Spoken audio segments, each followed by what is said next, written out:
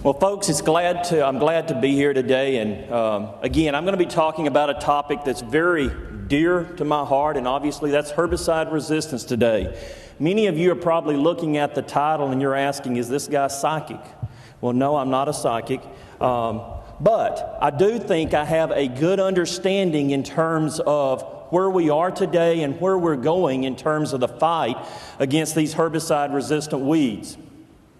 If you take a look at this photo here that I'm using for my first slide, this is commonly how our fields looked back 10 years ago, 5 years ago.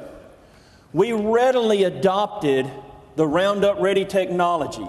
We adopted it in 1996 in the U.S. It became available to our growers in soybean.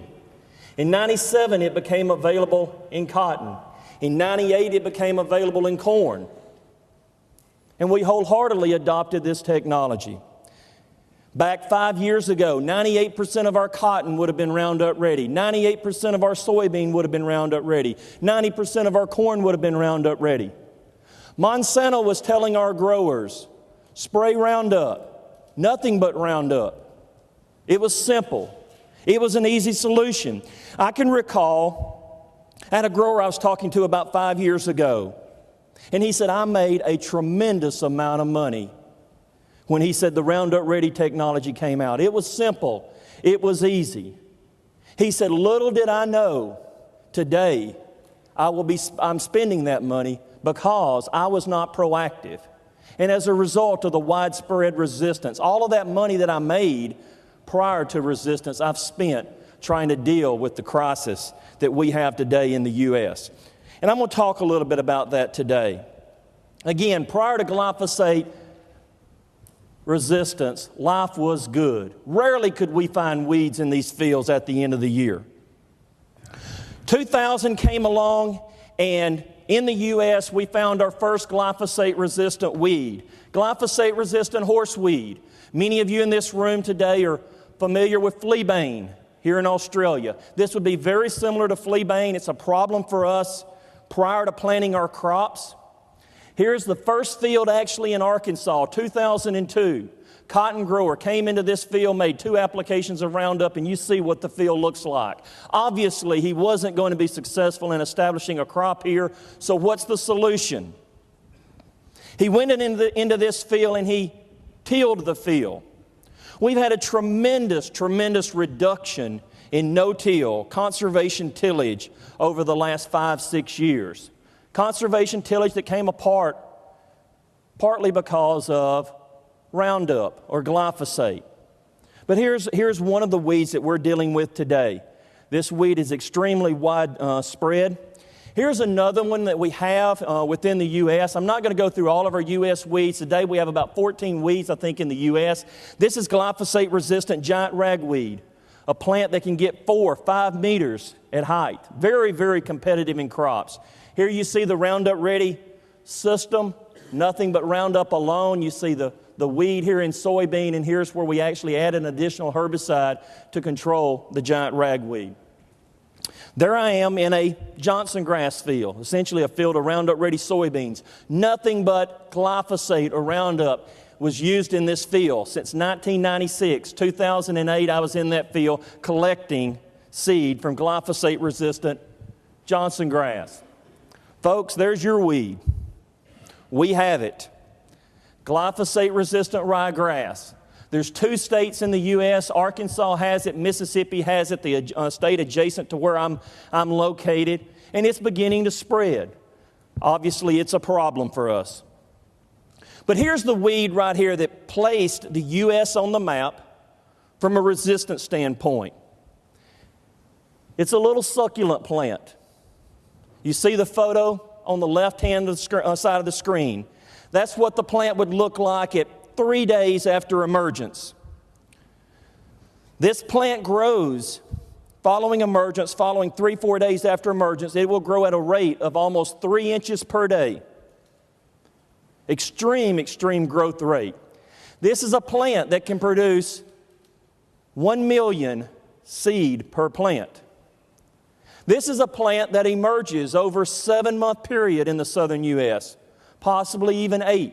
So as you can imagine, tremendous amount of herbicide use and selection pressure on this weed.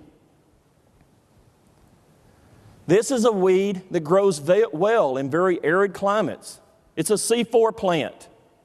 Actually, I've been here for about 2.5 weeks now, and I can assure you it will grow well in the sandy soils of Australia. I'm confident of that.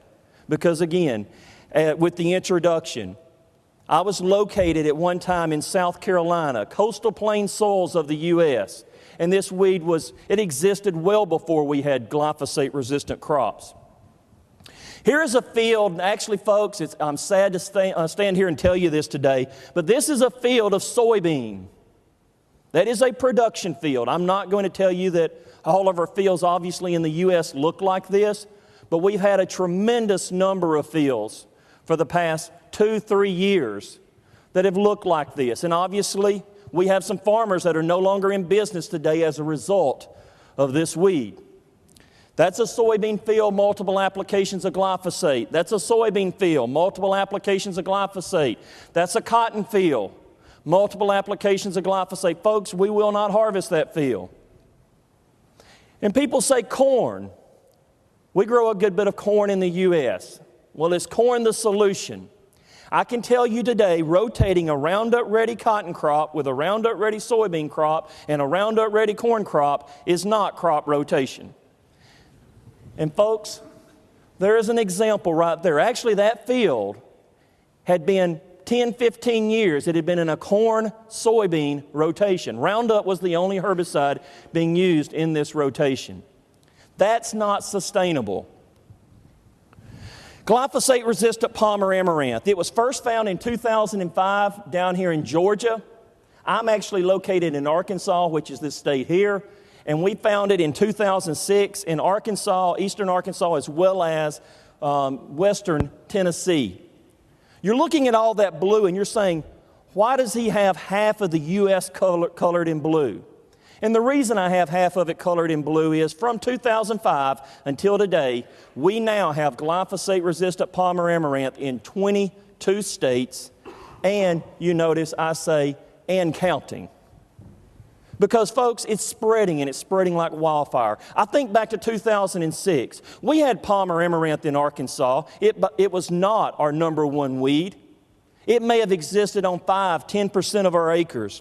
Actually, I did some survey work back in 2011. In 2011, 61% of the soybeans in the state of Arkansas, soybean fields, were infested with glyphosate-resistant palmer amaranth.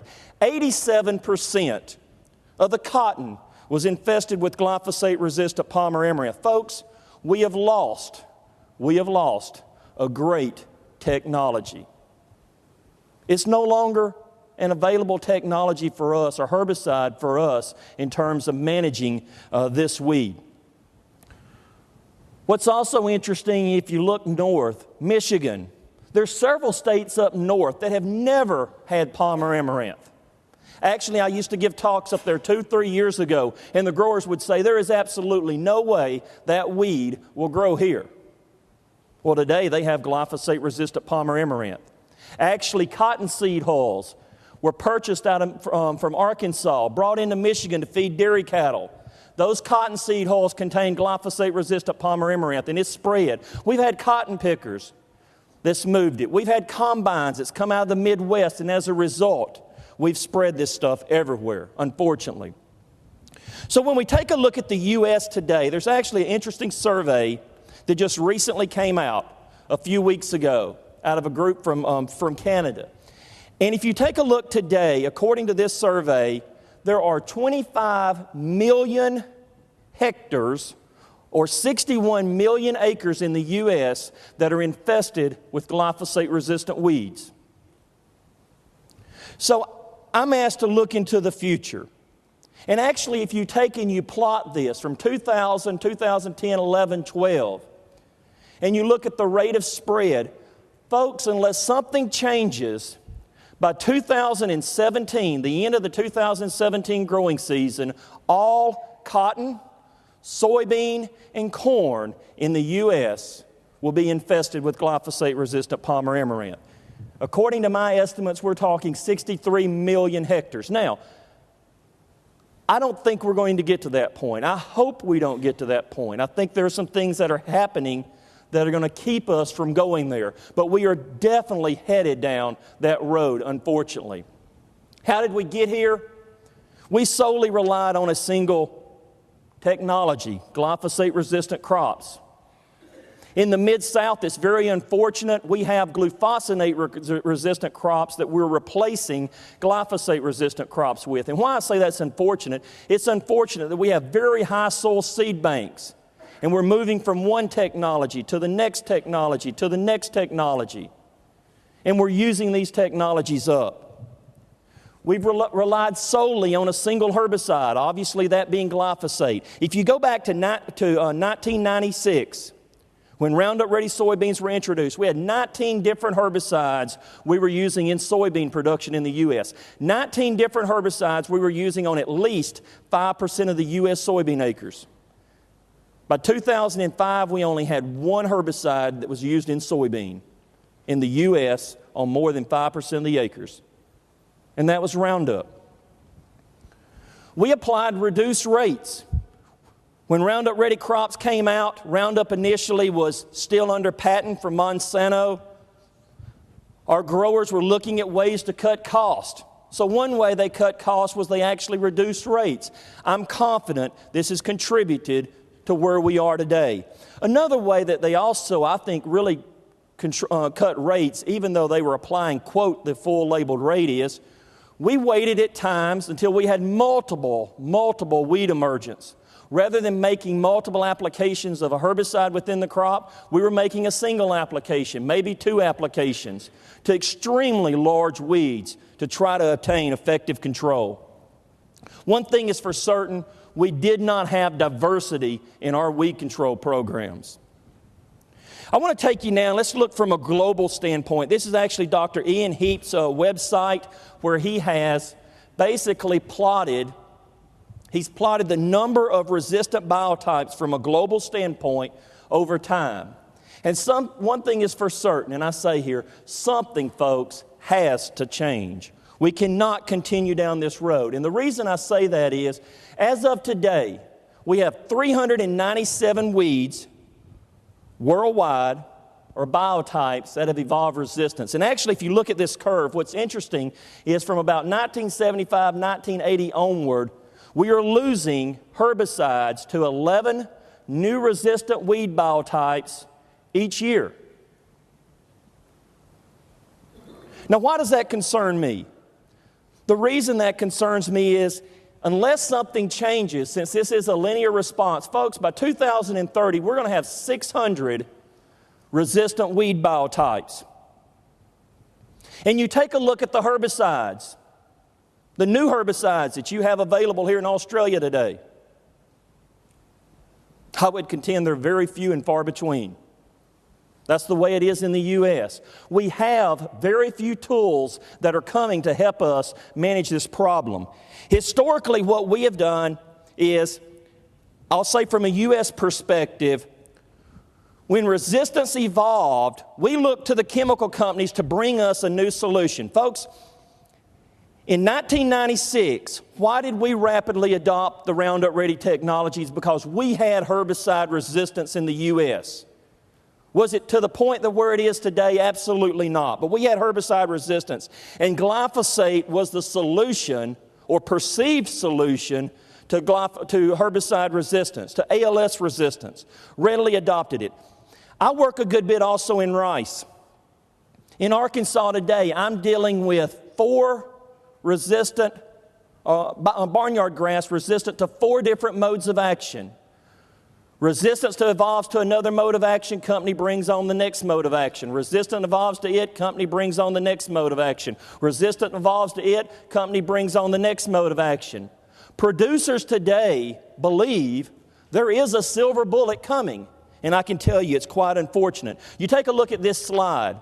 There are no new modes of action coming. I can tell you in the near future, you will not see a new mode of action. Herbicide resistance conference last week. No one stood up from Bayer, from DuPont, from Syngenta, And I could go on and on with the list of companies. No one stood up and said, we have the next silver bullet. We have the next herbicide mode of action. Actually, if you look, 1982 was the last time a mode of action was discovered and was commercialized.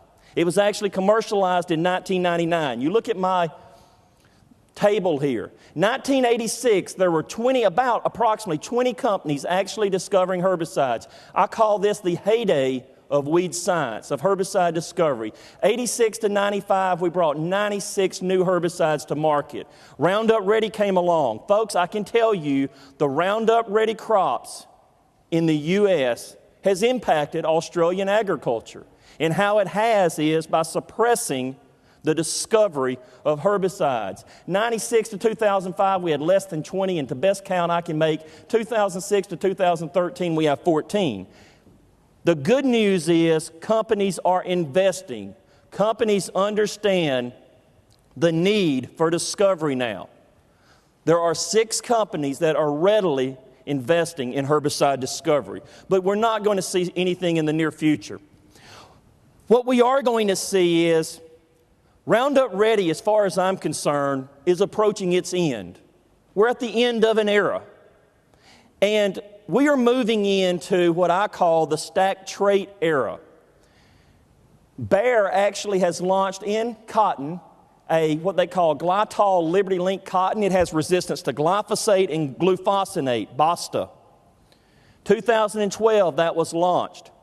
In 2014, Monsanto will launch Extend technology in the U.S. That is going to be soybean that's going to allow glyphosate plus dicamba to be applied. I think shortly thereafter, you're going to see glufosinate or BASTA built into that system. Dow is going to launch Enlist technology, glyphosate, glufosinate, or BASTA plus 2,4-D. This is where we're going, folks, and I'll tell you this. I don't think it's the solution. It's nothing more than a Band-Aid that we're trying to cover up this resistance issue with. I think as we move forward, you see also Bayer doing some things, glyphosate, HPPD herbicides. They're going to also integrate glufosinate into that at some point. And I just put a question mark here. Because actually, if we look, there's a wide suite of technologies or traits that essentially, I believe, will eventually be incorporated into these crops. Now, I want to shift gears for just a second and talk about some things that we're doing, and I think really where things are heading also. And I want to show you an example. I like to talk to individuals about trying to prevent weed emergence. I think that is the key in terms of minimizing the risk of resistance, especially to post-emergence herbicides. Post-emergence herbicides should be used to control only the few escapes that come through residual herbicides. Residual herbicides are foundational to resistance management. I want to give you an example. This is actually a slide where we're talking about a cotton production system that would be common in the southern U.S. We will come into cotton, and prior to planting, actually about 4 to 5 weeks prior to planting, we'll actually spray glyphosate. And I'm not showing glyphosate, but it'd be glyphosate plus dicamba, glyphosate plus 2,4-D. 2 to 3 weeks later, folks, we'll make an application of fomeciphin, which is going to provide residual pigweed or palmer amaranth control. At planting, we're going to spray paraquat plus flumeturon, residual control. 2 weeks later, we're going to spray either glyphosate or glufosinate. With the new technology, we could actually spray both with metolachlor, residual control. What we're doing here is every 2 weeks, we're spraying residual herbicides to try to minimize the risk of weeds emerging. 2 weeks later, metolachlor. 2 weeks later, diuron plus paraquat. 2 weeks later, flumioxazin. Folks, this is the grower program. I know many of you are thinking today, this guy's crazy. But I can tell you, if we start removing herbicides out of that system, folks, it breaks. We've done the work. We've done the work in the field. We've done the work from a modeling standpoint. All of a sudden, we have high populations, and with high populations, we have high risk of resistance to the various herbicides. We're doing a lot to encourage the integration of cultural practices, mechanical practices. Folks, I'm not a big proponent of tillage. I don't want to see us go back, and it's unfortunate when I look at Tennessee. Tennessee was 90% no-till, 85, 90% no-till 5, 10 years ago. Today they're probably 50%. Our no-till acres has declined. And I hate to see that, but I will say this. Tillage is a component of resistance management. This is a moldboard plow. This moldboard plow, we've done the research, we can reduce the emergence fraction of the soil seed bank by 98% in soybean by doing nothing but inverting the soil. Is that something we're going to practice every year? Absolutely not. I tell my growers where you've had a blowout of glyphosate-resistant palmer amaranth, let's practice that on a very limited acre, and then hopefully we can keep that soil seed bank low from that point forward. We're doing things with cover crops. There's a tremendous amount of research that's going on there. Non-chemical approaches to trying to minimize the risk of herbicide resistance. We're looking at row spacings. We're looking at seeding rates. We've done some work to show once crop canopy formation occurs, soil temperature actually, folks, does not fluctuate. And weeds actually need that diurnal fluctuation in temperature in order to germinate. I tell my growers, one of the best herbicides we have, or one of the best weed management tools we have, is this, the crop canopy. And it's very unfortunate. I'll say again, I've been in Australia here for several weeks now. I had an opportunity to visit with some growers on Friday. And the growers were telling me they're looking at going to wider row widths. They're looking at reducing their seeding rates. And folks, I can assure you in Australia, you're heading in the wrong direction if that's where you're going. We have got to prevent weed seed production. And this, folks, is really a change from where we've been from a weed science discipline. The guy that I studied under in terms of my degree, he spent 30 years of his career establishing economic thresholds. And the idea was there are some weeds out there that we should be letting go to seed at low densities. It costs more to go remove those than we're actually going to gain in return. And I can tell you today, economic thresholds do not apply when it comes to resistance management. This field right here, and I think we will have, I'm confident, in the next 5 to 10 years, I think we're going to see global adoption of this philosophy. This field here was actually the first glyphosate-resistant palmer amaranth field in Arkansas. I was at that field. I saw it. 150 to 200 plants were in that field. What if we had actually gone into that field and hand removed those plants at that time? Would we still have resistance today? Probably. Would it be as widespread as it currently is? Maybe not. And I want to illustrate that with some research that we did. In 2007, shortly after we had glyphosate-resistant palmer amaranth, we took 20,000 seed. And folks, I've already said this plant produces 1 million seed. We took 20,000 seed and we went to a cotton field well out of our production region, and we placed it right here in the center of that field. One measly little plant. And we sprayed it with Roundup. The next year, this is what the cotton field looks like. That patch is about 8.5 to 9 meters long and about 20 meters in length. I saw this 2007, 2006, 2007. This was common throughout Arkansas. I see this as I travel to other areas of the U.S. And here's what bothers me.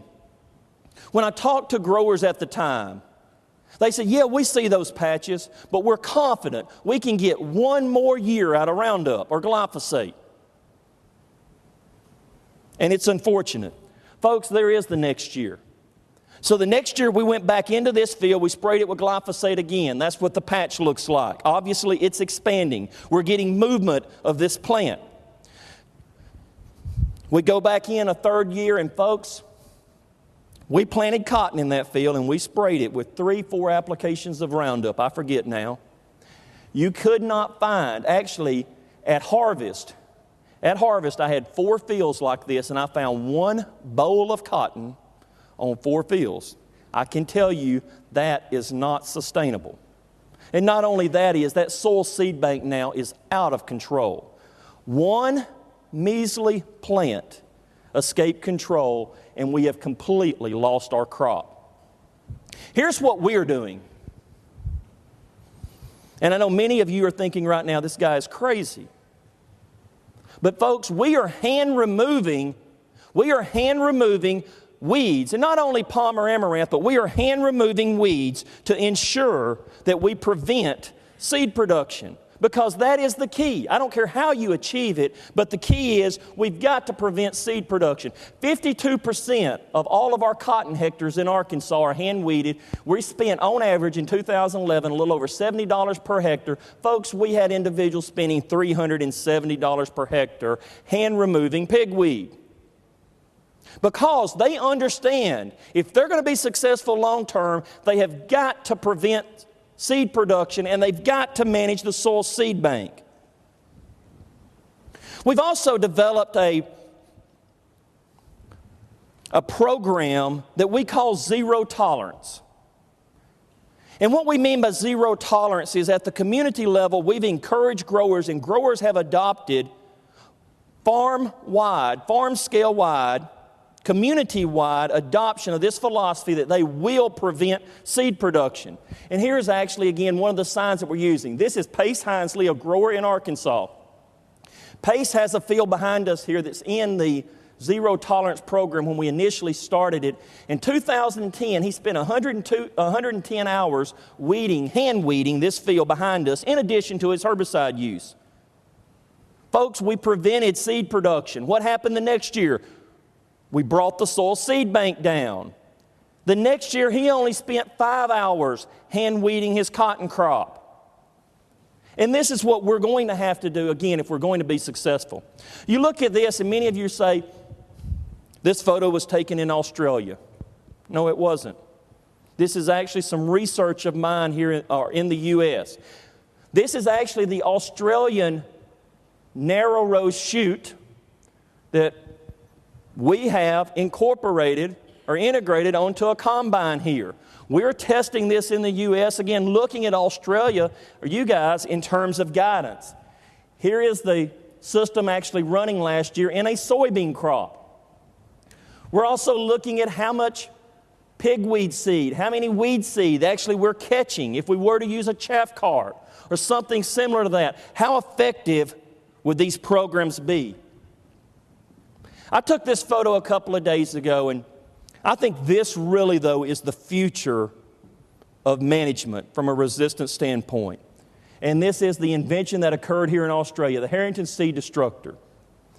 I don't know how many of you got to the conference last week. I don't know how many of you saw Peter Newman's talk yesterday. But actually, engineers here within Australia have taken the Harrington Seed Destructor now, and they have shoved it up into that combine. Exactly. It was a little different than shoving, but they have placed it up in that combine. And folks, I can tell you right now, I am confident that this implement right here, the Harrington Seed Destructor, built into the combine, is going to be adopted worldwide. It has to be if we're going to be successful long-term in terms of resistance management. Now, there was also something else last week that was brought up at the conference, and actually there was a major breakthrough that was announced by Monsanto May the 23rd of 2012. That's the date that it occurred. That's the date the announcement was made. Monsanto now has the ability to take what they're calling their BIODIRECT platform, or RNAi, double-stranded RNAi, and they can take that and mix it with glyphosate. They can mix it with other herbicides and target specific resistance genes within plants and actually make herbicides effective again. Folks, I will tell you, this is a major, major breakthrough. Folks, this technology, though, is not going to be available next year, 5 years from now. Honestly, I believe this technology is probably closer to 12 to 15 years away. But I will say this, from a resistance management standpoint, major breakthrough. They've shown, or they have evidence where they can take ALS resistance, weeds, and they can reverse, to some extent, I hate to say reverse, but they're able to kill, with ALS herbicides, kill ALS-resistant weeds. This is actually some field work that they conducted back last year. This is glyphosate-resistant Palmer amaranth. It was sprayed with glyphosate on the left-hand side. Folks, that is the same population on the right-hand side sprayed with the same glyphosate. The only difference is they have added RNAi. And basically what it's doing is it's silencing or suppressing to some extent that resistance mechanism. Again, major breakthrough in terms of resistance management. This is not a herbicide. Again, this is more of what we'd consider a biological in terms of applications. Now here's my last slide, and I want to leave you with this because I think it really sums up the big picture. Folks, if we're going to be successful as we move forward in the future, again, I think the Harrington seed destructor is part of that.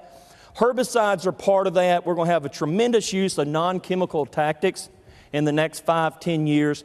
But we're going to have to integrate all of this together, and we're going to have a diversified approach if we're going to be successful. Growing wheat, followed by wheat, followed by wheat, doing the same tactics year after year after year is not sustainable. I will tell you today, the Harrington seed destructor is not sustainable if you think that's the only tactic that you're going to use to be successful in terms of weed management. It's not going to occur. Ideally, again, we're going to have a holistic approach, and folks, I think this is a major change. I'll say, at least from a U.S. perspective, this is a major change from where we have been the past 10, 15 years. And that is, we have got to focus our efforts on the soil seed bank. And I'll leave you with this quote from Steve Powles. Steve was over at the U.S. and he was speaking a few years ago, and I jotted this down just as soon as he said it. He said, if it works, do something different next year.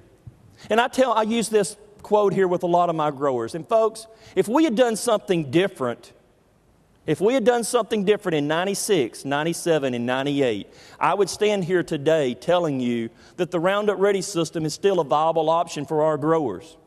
We would still have preserved the greatest technology, I think, from an agricultural standpoint, greatest technology, greatest herbicide ever discovered. But unfortunately, we did not follow that advice. And we've lost that technology. That's going to conclude my presentation, and I believe we're going to hold questions until after Dr. Powles makes his presentation.